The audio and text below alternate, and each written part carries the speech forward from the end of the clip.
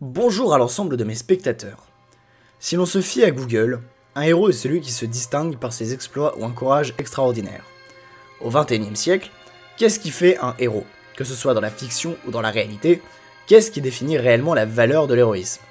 Dans la grande majorité de nos œuvres fictionnelles, la notion de héros a radicalement changé, puisque nous considérons souvent le personnage principal d'une série, d'un film ou d'un jeu comme le héros. Ainsi, Walter White, Dexter, l'agent 47 ou encore Django sont devenus des héros de la fiction malgré leurs agissements discutables. Alors on va en parler. Bienvenue dans Hors Pensée. Si on revient aux origines des héros, il faut regarder du côté de la mythologie et des noms célèbres de personnages anciens qui ont fait rêver bien des générations avant nous. Hercule, Achille, Ulysse ou encore Persée ont traversé le temps et les âges afin de faire partie intégrante de notre culture occidentale. Pourtant, déjà à cette époque, ces personnages n'étaient pas la définition même de l'héroïsme.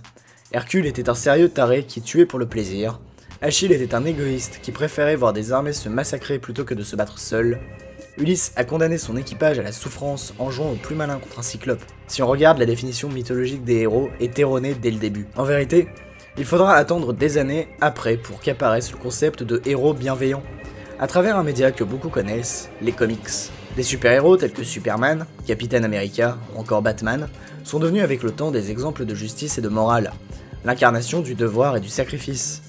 Mais leur création n'est pas un hasard, et leur image a souvent été détournée au profit de ceux à qui elle profitait.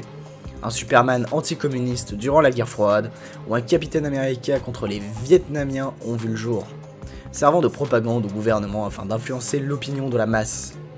Et si c'était ça? Les héros ne seraient qu'une image populaire, une vision réconfortante afin de croire en quelque chose, d'avoir une raison de lutter pour les bonnes raisons, un idéal à atteindre. Mais alors, quelle différence entre Superman et Walter White? Qu'est-ce qui sépare celui qui sauve des vies et celui qui en condamne pour l'intérêt de sa famille? S'il y a bien quelque chose qui a toujours fasciné, ce sont les personnages hauts en couleur, s'extirpant du réel à tel point qu'ils en deviennent légendaires. C'est là qu'on arrive au point essentiel. Qu'est-ce qui caractérise vraiment un héros? Pourquoi est-ce que les personnages de séries tels que Breaking Bad, Dexter ou Game of Thrones sont si populaires malgré leur agissement de cinglés? Sans doute parce que quelque part, ils s'imposent comme des modèles de réussite et de liberté, de même que les pirates au XVIIe siècle. Parce qu'après tout, si déjà durant l'Antiquité des héros aussi imparfaits étaient célébrés, rien n'empêche qu'aujourd'hui nous admirions Walter White pour son intelligence et son choix de s'imposer comme un baron de la drogue, ou encore de regarder la série Narcos en pensant que Pablo Escobar était un grand homme.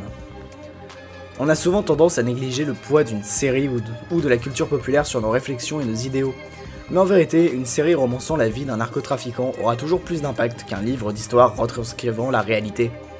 L'opinion est manipulable grâce aux héros, qu'ils soient de séries, de jeux vidéo, de films ou même réels. C'est incroyable le nombre de politiciens à la ramasse qui ont utilisé Greta Thunberg comme un bouclier pour se protéger de l'opinion des autres, ou à l'inverse, qui l'ont soutenue pour gratter quelques points dans les sondages. Est-ce que je viens de qualifier cette jeune femme d'héroïne? Peut-être. Ou alors est-ce uniquement l'image qu'on m'en a renvoyée? Nos héros ne sont définis que par nos propres standards d'héroïsme. À mes yeux, Simone Veil est un symbole d'héroïsme, puisqu'elle a lutté toute sa vie pour le droit des femmes et l'égalité, de la même manière que Martin Luther King n'a jamais cessé de m'inspirer. Il existe de véritables héros tout autour de nous, et l'absence de séries en leur honneur ou le manque de curiosité des gens à leur égard finiront par les faire oublier, tandis que des personnages fictifs ou des criminels seront glorifiés. Alors, Pablo Escobar ou Nelson Mandela? Personnellement, j'ai fait mon choix. Est-ce que cela signifie que vous êtes un monstre parce que vous avez adoré La Casa des Papel ou Peaky Blinders? Absolument pas. Mais comme toujours dans nos sociétés modernes, il faut faire la part entre le vrai et le faux. Un personnage de série ne sera jamais que le reflet de ce que veut en faire un scénariste. Lincoln n'a jamais combattu de vampires, de la même manière que Pablo Escobar n'était pas quelqu'un de bien. No shit, Sherlock. Si les super-héros sont bien des œuvres de fiction, c'est à nous de choisir ceux qui méritent notre admiration et notre respect dans le quotidien. Comme le dit si bien Dieu dans Bruce Tout-Puissant, une femme seule avec 2 emplois qui réussit à amener sa fille à l'école et son fils à la crèche en leur offrant une vie décente, ça, c'est un miracle. Il y a des milliers de figures historiques ou de citoyens lambda qui méritent un grand respect, voire de la reconnaissance. Les héros n'ont jamais disparu, nous avons juste jamais cherché à en faire des individus lambda.